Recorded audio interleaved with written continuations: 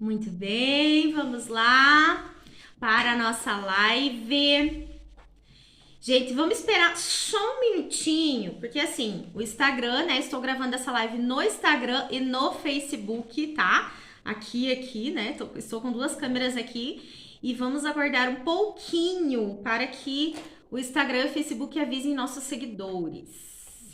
Muito bem, amores, vamos lá. Estamos avisando. Hoje a nossa live é incrível, tá? Né? Sempre é. Mas hoje, em especial, eu recebi e temos recebido aí alguns pedidos, né? Sobre este polêmico caso aí do DJ Ives e dessa agressão horrível que todos presenciamos, né? Eu até assisti, inclusive, algumas entrevistas dele, tá? Porque eu pesquisei, né, gente? Pesquisei aí na medida do possível todas as características psicológicas aparentes nesse personagem aí, neste DJ, neste músico, compositor e etc. Então hoje nós vamos trazer aí as questões psicológicas, tá? Do DJ Ives, né? E vamos analisar aí, assim como o DJ, a Pamela, né? Que é aí a sua ex-esposa, que foi a pessoa agredida, que postou esses vídeos da agressão e a gente já vai falar sobre isso, tá? Muito bem. Vamos lá.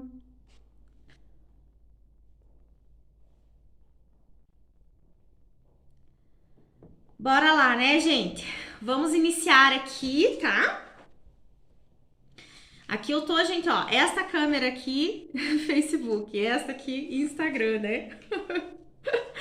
Se dá uma bugadinha aí, uma travadinha, vocês nos perdoem, tá? Faz parte da tecnologia, né? Bora lá. Então eu tenho aqui, gente, umas perguntas muito básicas, assim, que as pessoas fazem mesmo, né, para nós profissionais aí da saúde mental, que é bem comum. E ouvimos muito também, né, frases aí, né, remetendo aí essas questões da psicopatia, sociopatia, né? A gente sempre tá ouvindo as pessoas comentando, né? Será que o DJ Ives é um psicopata? Ele é sociopata, né? O que é? O que tá acontecendo, né? O que fez? O que faz uma pessoa a ser um abusador ou uma abusadora, né? O que causa isso, tá? Então hoje a gente vai comentar sobre isso, tá bom? E se vocês tiverem dúvidas aí, eu já tenho aqui várias perguntinhas aqui que foram fazendo aí durante a semana, de quarta-feira para cá, né? A respeito do DJ Ives, a respeito dessas agressões.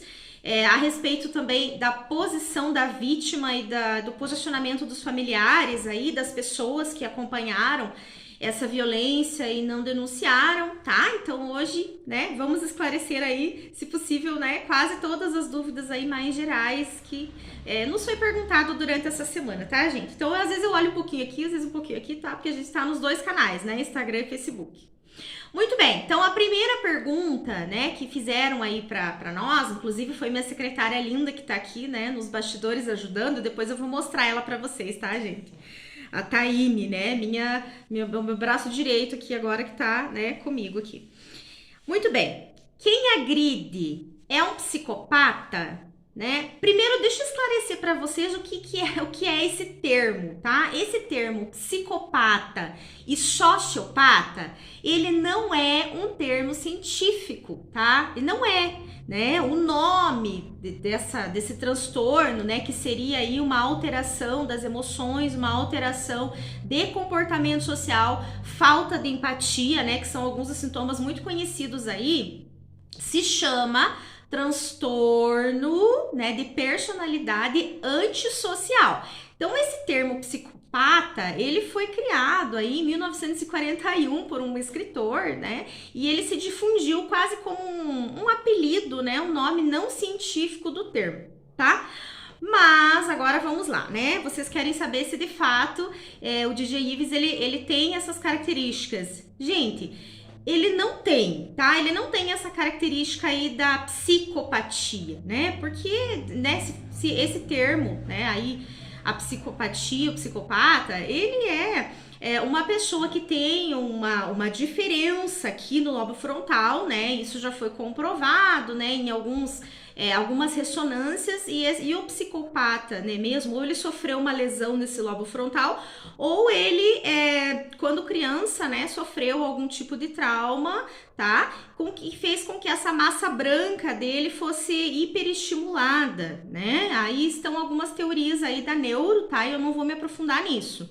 Mas o psicopata, ele teria, assim, um comportamento calculista, que não é o que nós vimos né, desse DJ. Afinal de contas, ele bateu na esposa mais de uma vez, com testemunhas, né? Então isso mostra um certo, assim, desleixo mesmo com a imagem dele, tá? Ele sabia que aquelas câmeras internas estavam na casa dele, é claro, porque elas eram câmeras de segurança.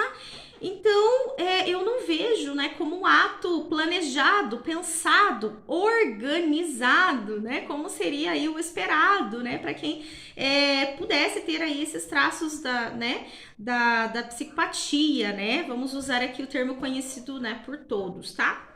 Então, eu não vejo ele como um psicopata, tá? Não posso afirmar, né? Mas nesta situação ele não é, tá, gente? Ele não é. Ele mostra uma pessoa impulsiva, né? Uma pessoa que não controla a sua emoção, principalmente aí a raiva, né? Ele se deixa levar pelo momento, né? Pelo momento ali de explosão, e não se importa com quem está ali ao seu redor, né? Sendo ali pessoas, a própria mãe da vítima, que acompanhou essa lesão, acompanhou, né, ali algumas agressões, tá? Então não se enquadra, né, do traço aí da psicopatia que a gente conhece, tá? Muito bem. Aí nós temos mais uma perguntinha aqui, gente, que é muito interessante, né? Por que a vítima demora a perceber que está em situação de risco? Por que a vítima demora a perceber? Ai, né? Olha, gente, ela até percebe, né, que tá numa situação, mas ela sempre acredita que aquilo não vai acontecer com ela, que ela não vai entrar para os índices aí de violência doméstica. Porque a violência doméstica, ela é tida como uma coisa assim, inferior, né, que acontece só em situações sociais mesmo, de baixa renda, né? Como se as pessoas de baixa renda fossem aquelas pessoas mais agressivas, e isso não é verdade, né? Isso tá longe de ser verdade, né? Eu atendo e já atendi e tenho conhecimento aí de muitas pessoas de classe média alta, né? Que são agredidas, mulheres instruídas, mulheres com ensino superior, mas isso não é requisito, tá? Vamos lembrar aqui de instrução, né? Instrução não tem nada a ver com diploma, tá? Mas aí as estatísticas também não mentem, né? São médicas, são arquitetas, são engenheiras, são... Tô falando aqui, né, de profissões que as pessoas sempre consideram, né, pessoas aí que estão no status social aí de classe média ou alta, tá? E elas são agredidas, assim como, né, algumas, como a nossa, né, querida Tatiane Spitzner ali em Guarapuava, né, que infelizmente foi assassinada. Então também entra, né, ela era uma advogada renomada, também entra nessa estatística né, por que nós demoramos tanto. Então, antes de falar aqui, eu quero contar para vocês que o relacionamento abusivo, ele é um relacionamento que entra num ciclo vicioso, tá? Isso é muito importante. Imaginem agora uma bola, um ciclo, né? Onde a gente chama isso na psicologia, né, de relacionamento simbiótico, tá? Simbiótico por quê? É uma simbiose mesmo, gente, tá? Aquela coisa negra, aquela coisa que ninguém consegue sair. Então, eu, enquanto vítima, estou nesse relacionamento, o meu abusador também está, tá? E eu, enquanto vítima, acabo dando aí ferramentas e até, eu não vou dizer aqui, gente, instigando, tá? Mas eu quero que vocês entendam que o relacionamento abusivo, ele começa sempre da mesma forma, né? Primeiro eu vivo uma lua de mel, depois eu questiono este meu parceiro, que é uma pessoa que tem uma personalidade de gostar da submissão, ele gosta de subjugar, ele gosta que a parceira que esteja com ele seja seja de repente uma pessoa um pouco mais submissa, né? Ele não quer reclamação, ele não quer coisas negativas dessa parceira, ele tá com ela pra se divertir, pra ser feliz, ele não quer nada negativo. Então ele não aceita, né, esse posicionamento da parceira, tá? Ou reclamação, ou briga, ou ciúme, não sei, tá? E aí, essa parceira em contrapartida, ela também espera mais do relacionamento, né? E ela cobra, né? Ela pede, ela solicita, ela reclama. E é aí que, né, o gatilho do abusador é acionado, né? Você tá reclamando do quê, né? O que você quer mais? Então, ele sempre acredita que ele é mais do que suficiente, que ele é superior a esta mulher. Ele sempre está numa posição de mais menos em relação a essa mulher, né? Eu sou mais do que você, então você tem que me servir, né? Então ele tem esse posicionamento e esse relacionamento ele segue um ciclo, né? Então eu vivo uma lua de mel, né? Porque quando o abusador ele percebe que vai perder essa parceira, normalmente ele muda, né? Ele muda ali por alguns dias até meses, né? Ele dá presente, ele dá flores, ele dá bombom, ele agrada, tá? E aí tá, ok, né?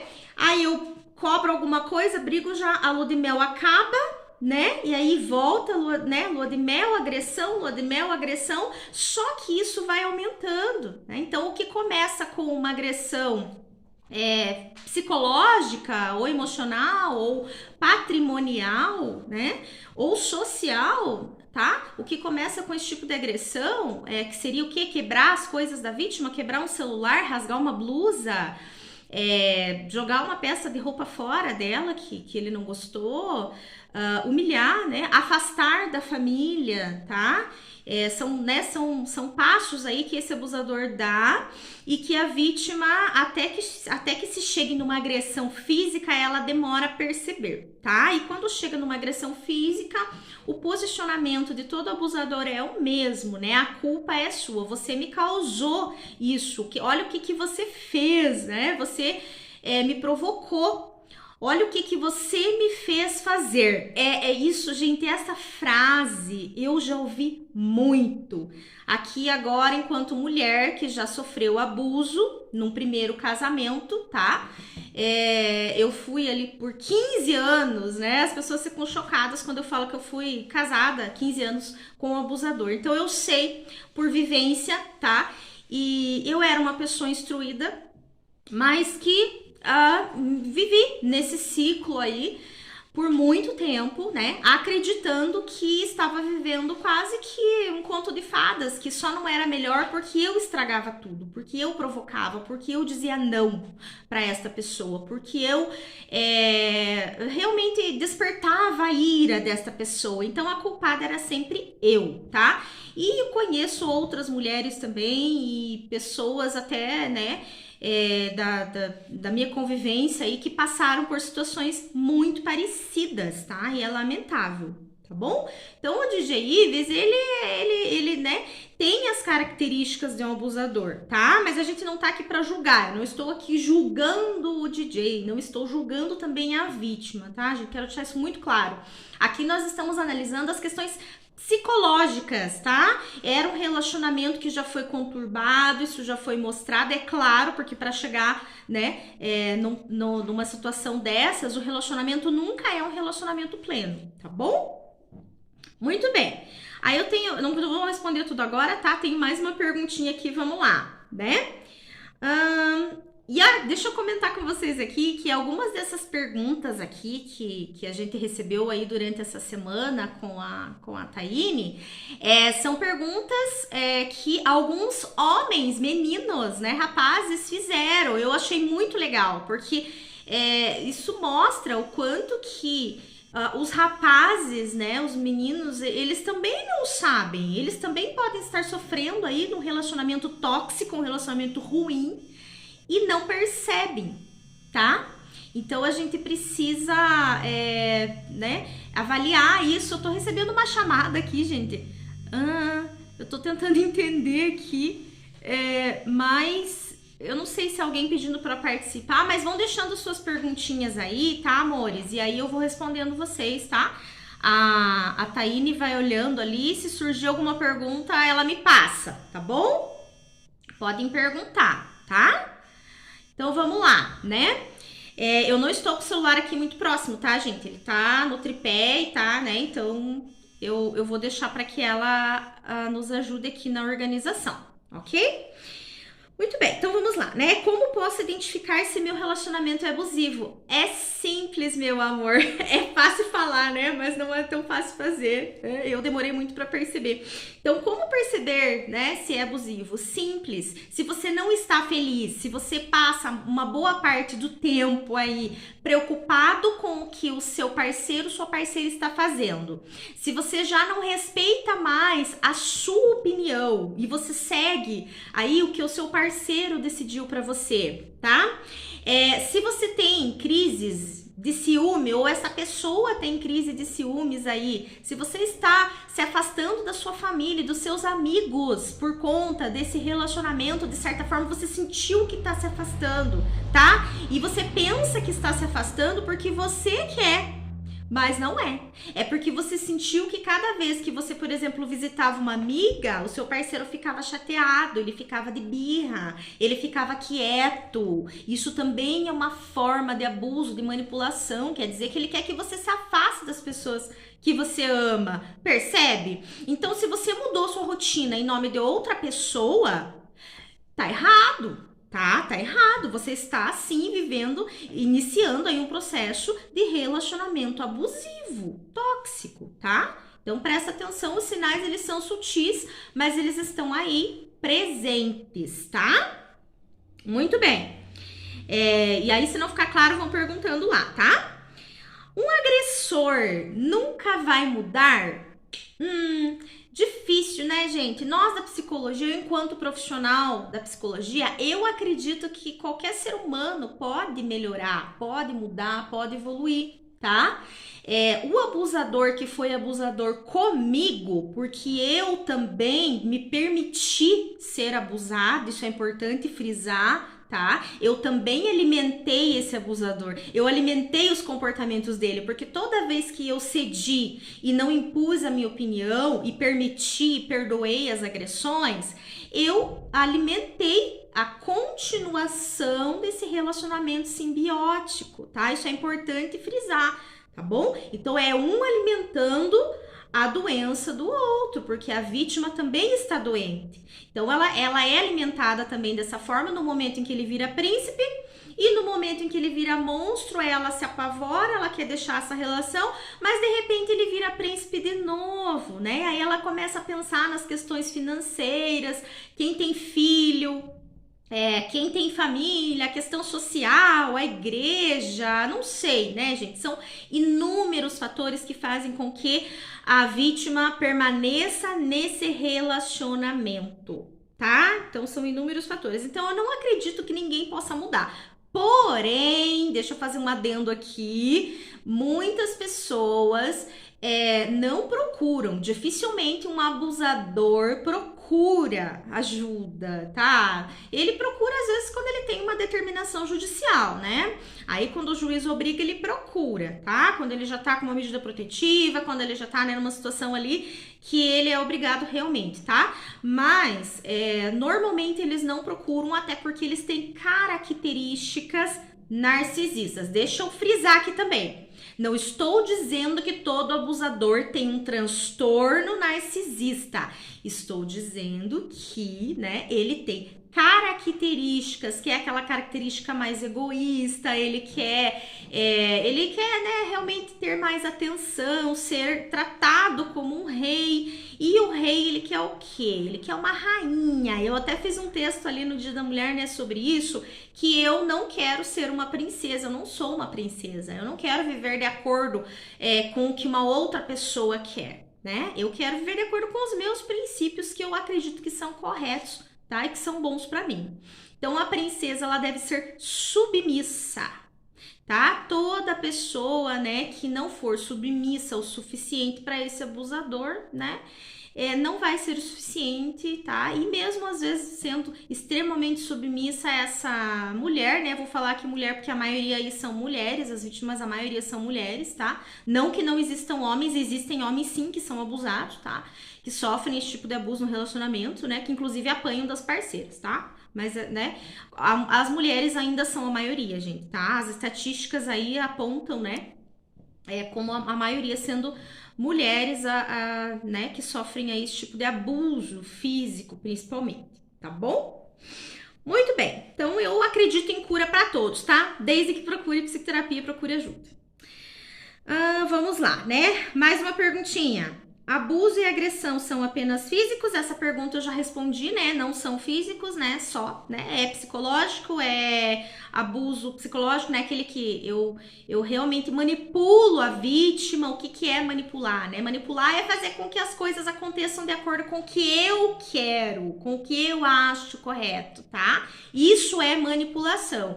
Eu sei que isso não é bom para outra pessoa, mas eu faço parecer que é e utilizo de meios aí desonestos para manipular essa pessoa, tá? Isso é manipulação, uma manipulação psicológica, tá, gente? Que a gente chama, né, aí na psicologia, tá bom? E aí nós temos também a manipulação social, onde eu vou afastar essa pessoa, né? Eu já comentei isso agora. Vou afastar essa pessoa da família, dos amigos, porque eu não quero testemunhas, eu não quero que ela converse com as pessoas e conte o que tá acontecendo, tá? Então eu afasto, eu isolo esta minha parceira aí, né, ou parceiro dos seus contatos sociais, tá bom? E aí nós temos também a manipulação, não, a agressão, né, a violência patrimonial, que é quebra um celular, quebra alguma coisa em casa, quebra o vidro, enfim, tá? Isso também é violência, né? A pessoa não precisa tocar em mim, é violência também. Ela quebra um vidro e diz, por exemplo, que olha o que você me fez fazer. Quebrei esse vidro para não quebrar a tua cara, porque eu já ouvi muito isso, tá, gente? Mulheres aí, né, contando desse tipo de violência, tá? Então, acontece, vamos ficar aí alertas, tá bom? Como fica uma pessoa que sai desse tipo de relacionamento? Isso é muito importante. A pessoa que sai, ela sai destruída emocionalmente. Ela sai com traumas, ela sai desacreditando no ser humano, desacreditando nas pessoas, né? Ela sai extremamente debilitada, com muito medo, porque quando ela sai desse relacionamento, ela normalmente já esperou muito tempo. Essa violência já alcançou patamares aí, né, inimagináveis, né? Ela já chegou, de repente, até numa experiência de quase morte, já sofreu todo tipo de abuso. Então, essa pessoa, ela sai realmente muito debilitada, necessita de psicoterapia constante ali, né? Depois do processo por um longo tempo, né? Às vezes até, inclusive, de medicação, tá? Antidepressivos, né? Ansiolíticos, né? Porque ela fica realmente com traumas muito profundos, assim como todo o abuso, tá? O abuso sexual, o psicológico, todos eles afetam de forma muito negativa essa vítima, tá? Então ela realmente vai precisar aí de tratamento e muitas vezes não sabe aonde ir, não sabe, né? Então, a família vai entrar aí um papel muito importante, tá? Na saúde mental dessa pessoa, tá bom? Ok, vamos ver aqui a próxima. Gente, eu tô com uma lista aqui, são muitas perguntas para hoje. Vamos lá. Tá. Por que familiares e conhecidos não denunciam? Vocês viram lá o caso da Pamela, lá do DJ Ives, né? Voltando lá para esse caso que deu aí uma repercussão. E essa repercussão, eu vejo ela como muito positiva, porque agora nós podemos falar desse assunto, né? É um assunto que causa muita comoção, né? E muitos artistas estão aí apoiando, né? A Pamela apoiando essa luta, né? Contra os abusos aí, porque isso é cultural, infelizmente, né? Ainda há uma cultura muito machista de que a vítima sempre tem que ter feito alguma coisa para merecer apanhar, né? O que ela fez para apanhar daquele jeito? O que ela fez, né? Gente, não interessa o que ela fez, né? Fosse o que fosse, nada justifica uma violência dessas, tá? Então, isso, né, a gente precisa frisar, tá? E por que os familiares ou as pessoas aí não denunciam? Algumas por medo, outras por acreditarem que a vítima merecia ou provocou, outras por acreditarem também que realmente, né, em briga de casal eu não devo me meter porque amanhã eles estarão abraçados juntos. Lembram daquela lua de mel? Vamos lembrar do ciclo? Lua de mel, agressão, lua de mel, agressão, é sempre a mesma coisa, não muda, tá? Então, esse ciclo não muda, né? Então, a gente precisa identificar e entender que tá nesse ciclo, tá bom? Então, os familiares, assim como as outras pessoas, não sabem muito o que fazer e não se acham no direito de fazer. E eu já ouvi, inclusive, muitas pessoas da família, quando tem uma vítima de abuso, né, relatando que tem medo de denunciar, tem medo de fazer algo, e aí depois eles voltam, retomam o relacionamento, porque estão num ciclo simbiótico negativo, tá? E aí retomam esse relacionamento e aí a pessoa vai ficar, né, de vilã da história e tudo mais. Então existe ainda um tabu sobre isso, tá? Se eu vejo um abuso, eu não quero nem saber, né? Eu devo denunciar sim, tá? E eu sendo mãe da vítima, mais ainda, ou mãe, ou irmão, prima, amiga, não sei, né? O fato é que esse abusador, ele realmente quer afastar. Ele afasta, né, essa pessoa dos seus familiares e dos seus amigos. Ele realmente faz aqueles joguinhos de manipulação e diz, olha, tua mãe não gosta de mim, eu sinto que a tua mãe não gosta de mim, né?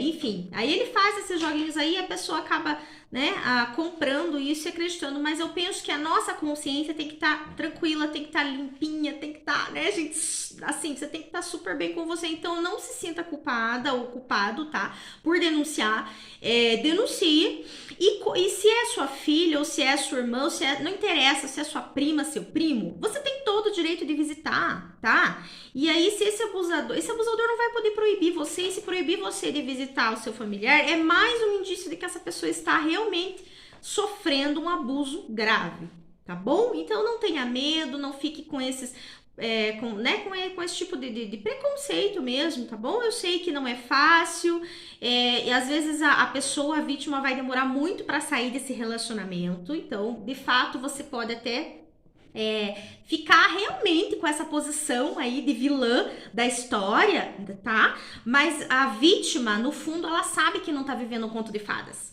No fundo, ela sabe, tá? Então, você fez o teu papel, fez o que era possível fazer naquele momento, tá bom? Então, não tenha medo, né? É assim mesmo. E a vítima não gosta de apanhar, tá? Isso é também uma outra frase machista aí que as pessoas usam muito, né? Acho que ela gosta de apanhar. Porque a gente já denunciou, já fez, né, de tudo. Não, ela não gosta, gente. Ela está fragilizada. E quanto mais ela sofre agressões, mais fragilizada ela fica, mais tempo pode demorar para essa vítima perceber que está vivendo um relacionamento abusivo. Tá bom? Muito bem. Vamos lá. Tá. A pessoa que é abusiva, sabe o que faz? Isso é muito importante, gente. Olha lá, né? Perguntinha aí. A pessoa que é abusiva, ela sabe que ela é abusiva? Será que sabe, gente? Né? Será que sabe? O que acontece com a pessoa que abusa, que é um abusador? Ele não se coloca na posição de agressor, né? Se vocês assistirem as entrevistas lá do DJ Ives, vocês vão perceber que em nenhum momento ele se coloca como um agressor. Ele não fala, ele não diz em nenhum momento eu bati nela, eu chutei ela, eu soquei ela na frente da minha filha. Não, ele diz assim, aconteceu o que aconteceu porque eu não aguentava mais, né? Ele afasta, né? Ele faz um afastamento verbal aí, então ele não se coloca, né, como um abusador. E ele sempre acredita isso, né? Aí quase em todas as vezes aí, ele acredita que ele é vítima, que realmente a vítima, causou essa ira nele. Ele te culpa, né, por ter causado essa ira, essa raiva toda nele, né? Então, dificilmente ele vai admitir, tá? Agora, ele também não é bobo nem nada, né, gente? Ele sabe que ele bateu, mas ele acredita que você mereceu, tá? Então, é difícil dizer, assim, até que ponto esse abusador tem consciência dos atos dele, né? É difícil dizer, eu teria que conhecer a história dessa pessoa, conhecer esse abusador, conversar com ele, aí avaliar toda a questão corporal, né, as expressões dele aí para entender os porquês, né, dele ser assim e de ter essas atitudes e não mudar, tá? Agora, eu acredito sim que eles podem mudar, mas talvez não com esta pessoa. Talvez não com você. Se você está sendo vítima, talvez essa pessoa não mude nunca com você, porque vocês já estão num relacionamento tóxico, simbiótico, então pode ser que você acabe alimentando, como tem alimentado até agora, esse tipo de abuso, né? Então essa pessoa tende a não mudar com você. Pode ser que aí num próximo relacionamento, esse não deu certo, esse abusador busque ajuda e mude, né? Com uma outra pessoa que ofereça um outro tipo de estímulo para ele, tá?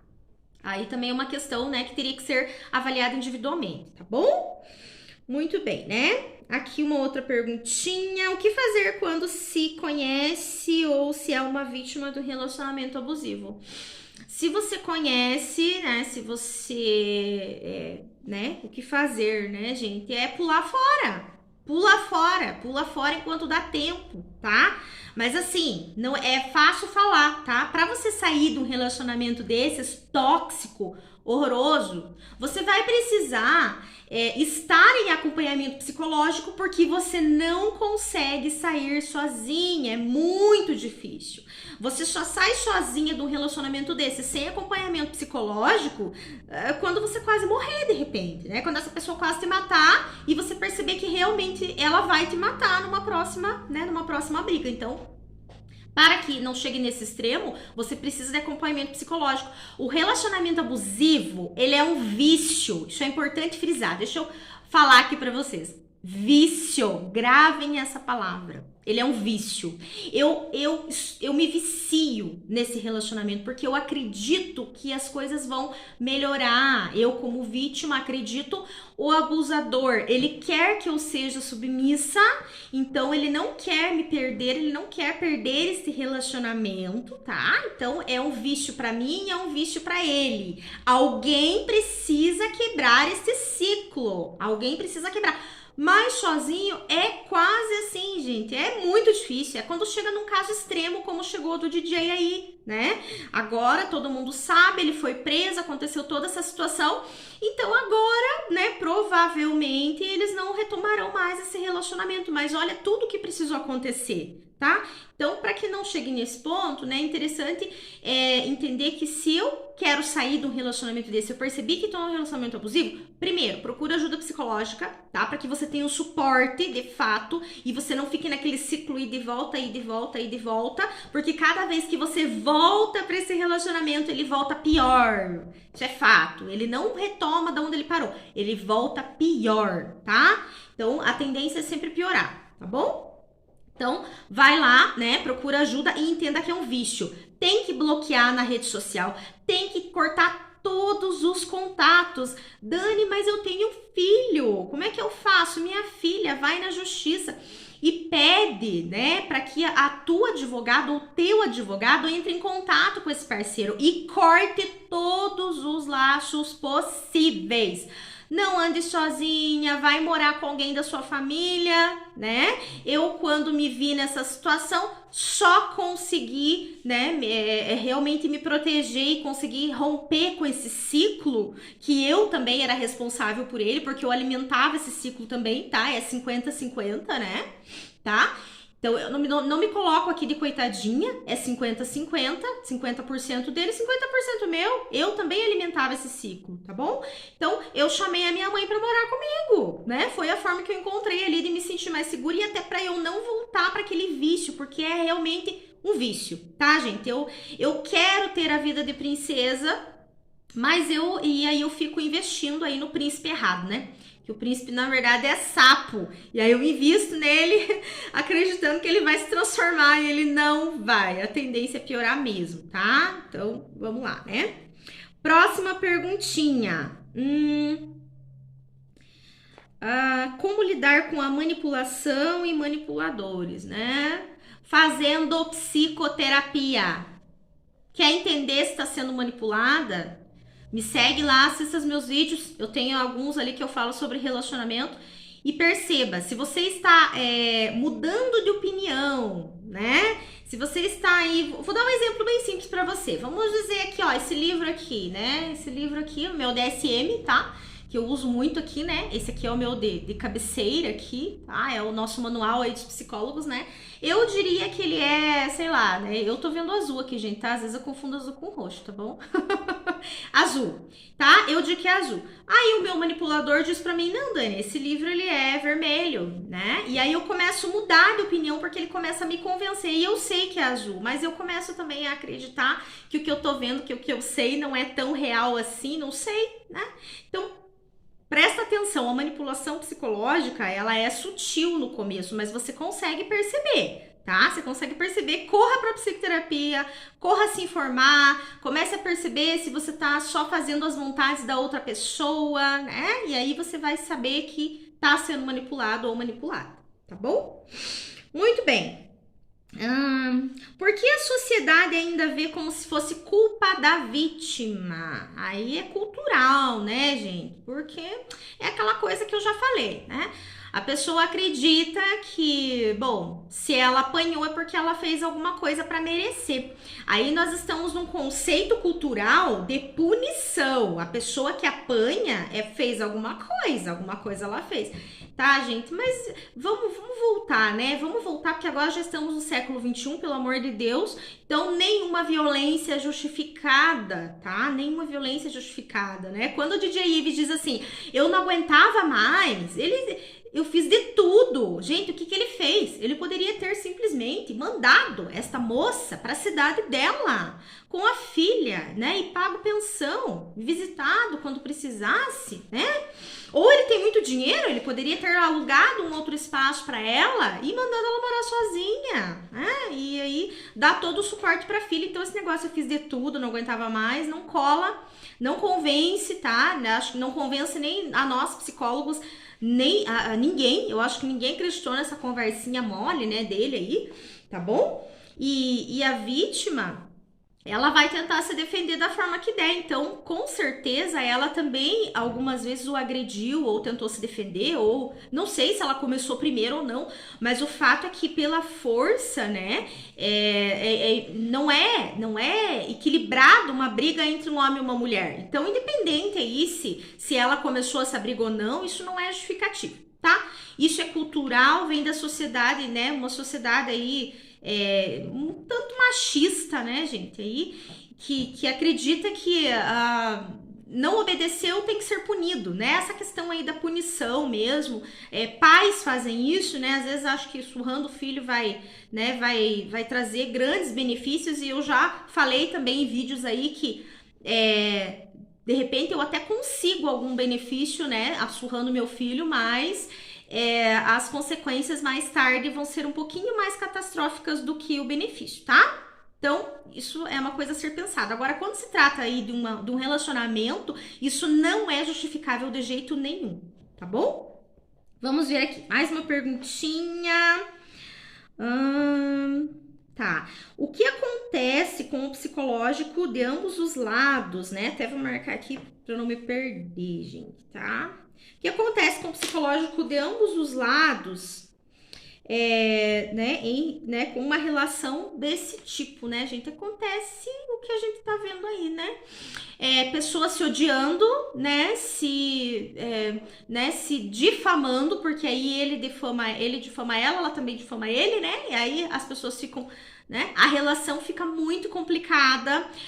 Quando se tem filhos envolvidos, né? Muito essa questão assim né? Eu não gosto muito desse termo, aliás, alienação parental, mas é um termo que está sendo muito usado. Eu acho que a maioria das pessoas sabe o que é quando um dos parceiros fala mal do outro, tá? Então a mãe fala mal do pai para criança, o pai fala mal da mãe pra criança, né? Então acaba misturando muito, sabe? Então eu odeio meu parceiro e eu quero que os meus filhos também odeiem, né? Isso acontece, então eu acredito que ambos saem muito feridos e muito machucados, tá bom? Então ambos precisariam sim de psicoterapia para se recuperar, o abusador para que não cometa mais esse tipo de ciclo de abuso, e a vítima, né, gente, para também não escolher Esse perfil com características narcisistas novamente, vamos lembrar lá, né? A pessoa com características narcisistas, ela é uma pessoa muito egoísta, uma pessoa que acredita que é mais importante do que a outra, mais menos, lembram lá?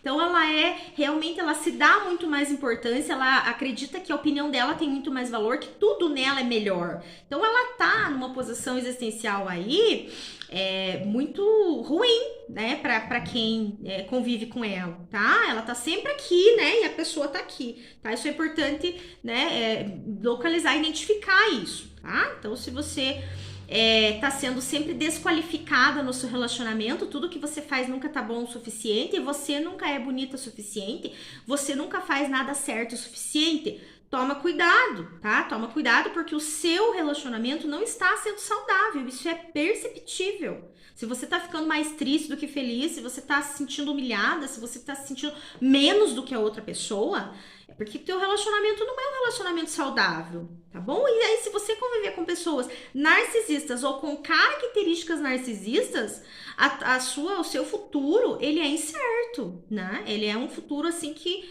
provavelmente não vai ser um futuro legal, não, com essa pessoa, tá? Então, foge, se afasta dela, tá? Que aí você tem uma chance melhor. E quando for escolher, observe esses detalhes. É por isso que a psicoterapia é tão importante, né? Porque senão as pessoas falam muito em dedinho. Sabe aquela frase? A ciclana tem o dedinho podre, Dani. Ela escolhe um relacionamento, aí ela vai cair em outra treta, em outra situação, em outra, né, coisa assim. Só arranja relacionamento ruim. Por que ela só arruma relacionamento ruim, gente? Porque ela não está bem psicologicamente e ela não escolhe, ela não vê os sinais que as pessoas dão. As pessoas dão sinais, muitos sinais, tá? De repente você precisa namorar essa pessoa para reconhecer os sinais, né? Porque eu também não tenho bola de cristal, gente. Eu preciso, né, conhecer melhor a pessoa, mas é só você observar como que essa pessoa trata a mãe dela, como que ela trata o irmão dela. Uma perguntinha? Tá, já vejo aqui, tá? Já respondo aí, amores, tá? Como que essa pessoa trata a prima, o primo? Como que essa pessoa trata os colegas de trabalho, né? Como que essa pessoa é quando ninguém tá olhando? Ela é uma pessoa ética? Ela é uma pessoa honesta? Ela é uma pessoa que... Ou ela é sempre, eu sou melhor que os outros, eu sou, né? Eu sou a pessoa... que tem que chamar atenção, eu tenho que estar sempre nos holofotes. Então, observe esses detalhes, tá? Muito bem. A Taine vai me passar uma perguntinha aqui. Como se comporta uma pessoa narcisista? Ah, sim. Ah, essa pergunta é muito legal, gente. Eu adoro falar deles, tá? Como se comporta uma pessoa narcisista? Gente, o narcisista, ele adora súditos. Ele quer, quase como escravos, assim. Ele quer ser admirado. Ele é aquela pessoa que ele é o mais inteligente, o mais bonito, o mais atlético. Ele é melhor, tá? Ele é melhor em tudo. A opinião dele é a única que conta. O narcisista, ele não dá muita atenção pro que você fala. Se você vier conversar com o narcisista, provavelmente ele não vai nem te ouvir. Ele vai ouvir você falar e já vai dizer, eu também passo por isso. Eu também. Sabe que eu não sei o quê, que eu não sei o quê. Ele usa muito eu, tá? Ele não tá preocupado com você. Porque, de fato, você pra ele é isso aqui, ó, tá? Ele é aqui, você é aqui. Então, o comportamento narcisista é muito característico, muito fácil de perceber, porque ele tá sempre de frente para as câmeras. Ele é o maioral, ele é o melhor, tudo nele é melhor, tá? Ele nunca vai ter, ele não tem problemas com a sua autoestima, pelo contrário, tá? Ela é inflada, né? Ela é aquela autoestima assim, sabe? Aquela pessoa... são arrogantes, né? Não aprendem muito porque eles sabem tudo, então eles não estão abertos ao aprendizado de fato, né? Dificilmente eles vão respeitar a tua opinião, tá?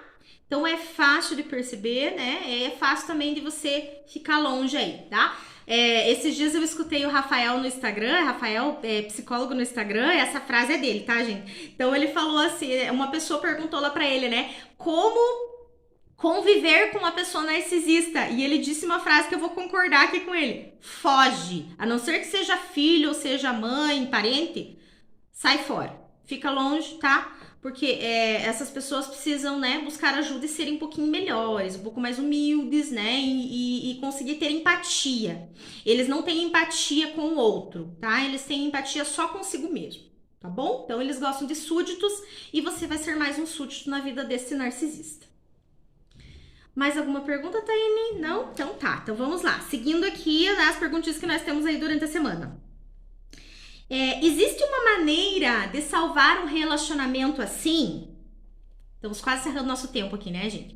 Existe alguma maneira? Olha, gente, como eu falei pra vocês, eu não vou dizer aqui pra vocês que não existe forma, né, de salvar, tá? Mas como eu falei, é muito difícil, porque um relacionamento simbiótico, a vítima já alimentou bastante esse comportamento desta pessoa. Esta pessoa também se alimentou desta vítima e aí ambos estão muito desgastados. Então é pouco provável, eu não vou dizer que é impossível, mas é pouco provável que esse relacionamento tenha futuro, tá? Pode ser que este abusador com outra pessoa ele seja melhor e pode ser que esta pessoa, enquanto vítima, já não se permita num próximo relacionamento a passar por tudo isso, tá bom? Mas os dois juntos, os dois acostumados ali naquele relacionamento tóxico, é difícil salvar, tá? Não é impossível, mas aí teria que ser um processo psicoterápico muito intenso de ambos os lados e não é garantido que isso vai funcionar, tá? Não há garantia. Muito bem, vamos lá, encerrando aqui com mais umas perguntinhas. Tá, uma pessoa que foi abusiva no passado permanecerá sendo assim no futuro? Isso eu já respondi, né? Se ela fizer psicoterapia, pode ser que não, mas dificilmente vai procurar ajuda, tá?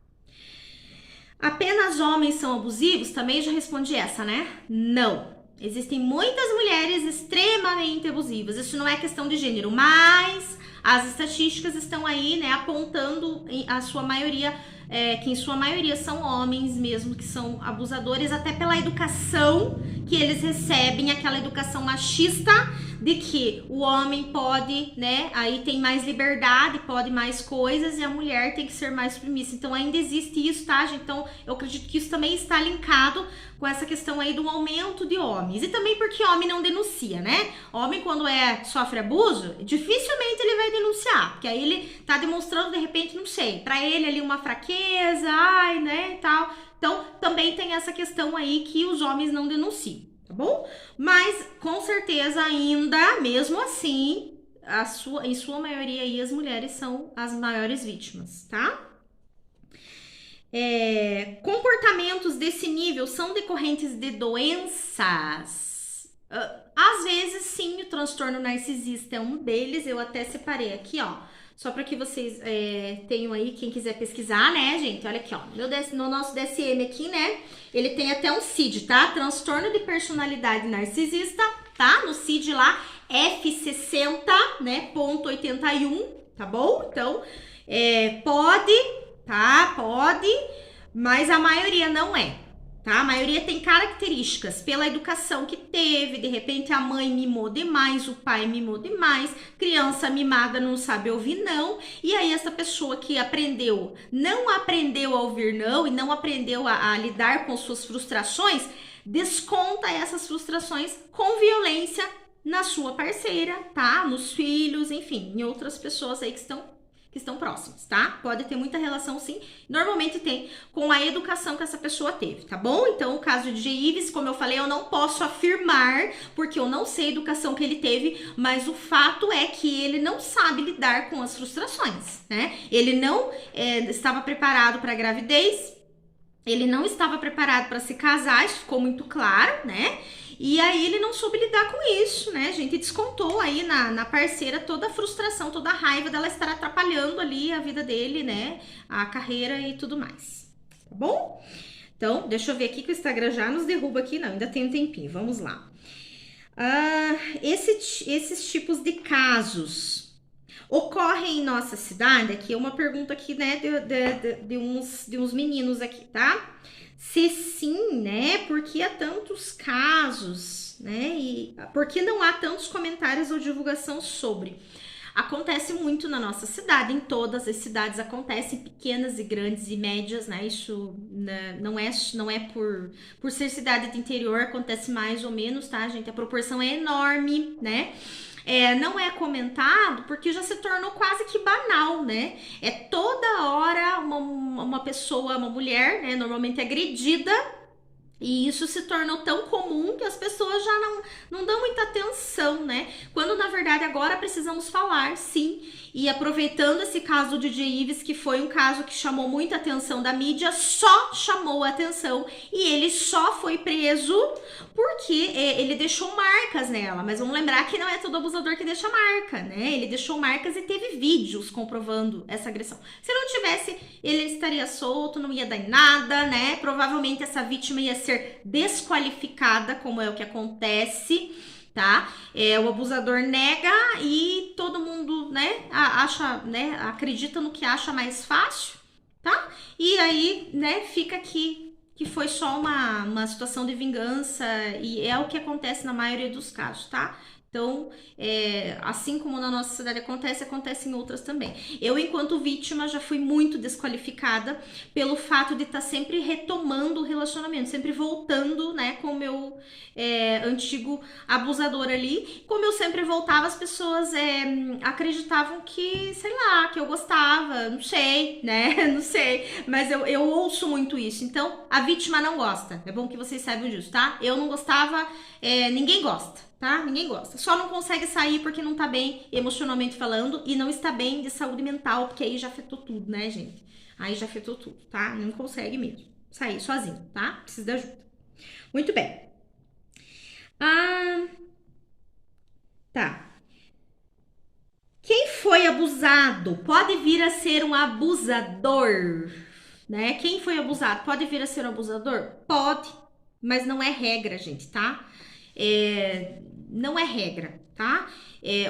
A pessoa que foi abusada, ela pode sim desenvolver alguns problemas ali, né? Acostumar, acostumar é uma palavra chata, né? Não vou usar essa palavra. Ela pode de repente se adaptar e achar, né? Ela tá em sofrimento, ela sofreu um relacionamento abusivo e aí ela pode de repente reproduzir toda essa mágoa, essa revolta que ela não descontou naquele abusador, ela pode direcionar para uma outra pessoa. Então eu sofri demais no relacionamento passado, né? Vou dar um exemplo bem bobo aqui pra vocês. Eu fui traída no relacionamento passado.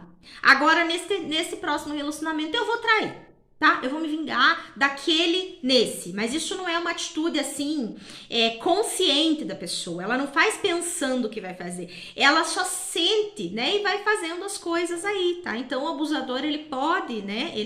A pessoa que foi abusada, ela pode sim ser uma abusadora, mas isso não é regra de jeito nenhum, tá? A maioria das pessoas que foram abusadas, elas têm sequelas aí emocionais, como crise de ansiedade, depressão, medo, né? São essas as sequelas mais comuns, tá bom?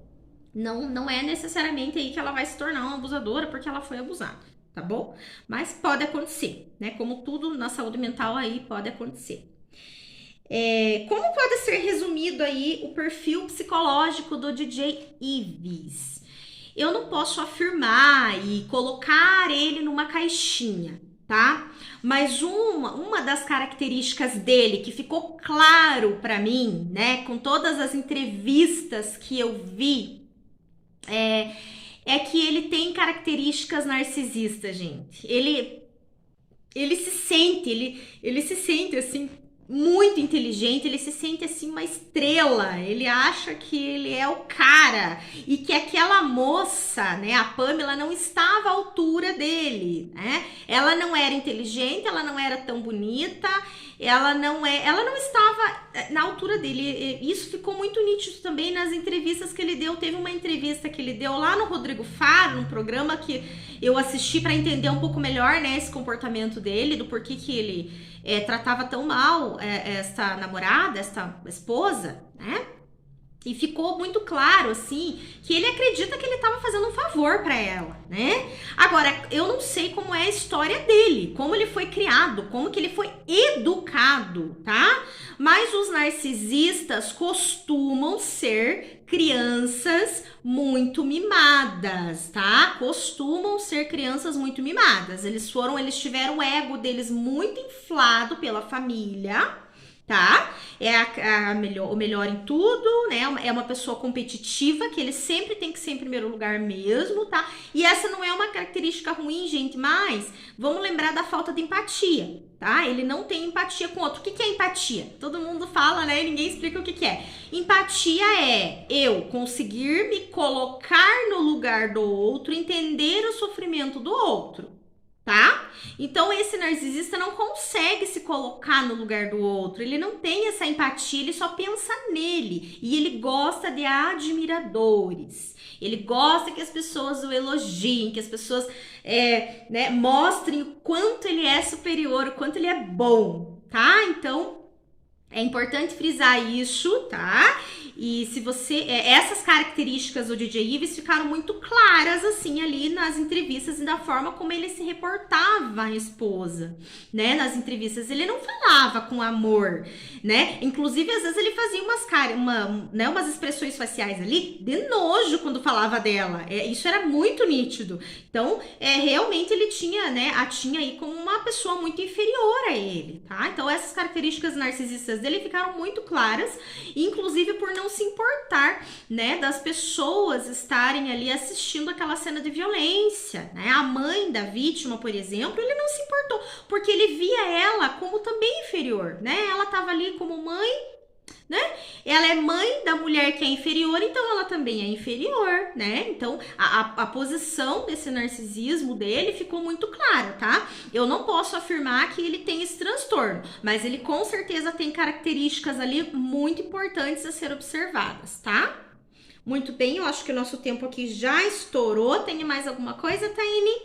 Não, a Taine tá de minha assistente ali, gente. Então, eu fico por aqui.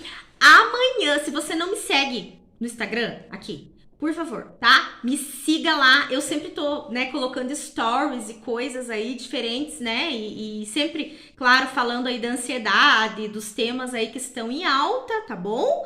E me segue lá no Instagram, me segue lá no Facebook. Instagram, Daniele Martins _psi. Isso, né, Taine?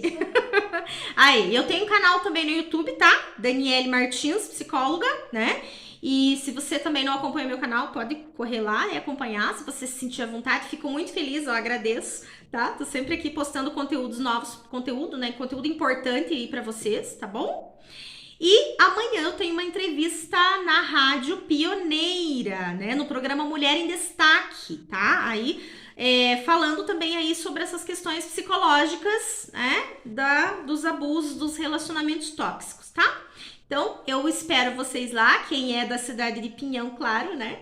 E quem não é da cidade de Pinhão, muito obrigada por estar aqui na live, né? Compartilhem com pessoas que vocês acham que precisam, que não sabem o que está acontecendo na sua vida, que se isso pode ajudar alguém, né? Compartilhem, distribuam essa informação, porque muitas informações as pessoas não têm, e acredito que talvez a falta de informação seja um motivo pelo qual a gente tem um índice tão alto aí de violência, tá? E relacionamentos ruins e, né, violência contra a mulher, etc. Tá bom? Então amanhã estarei, né, na emissora, tá? Da Rádio Pioneira ao meio-dia, gente, tá bom? E espero vocês lá.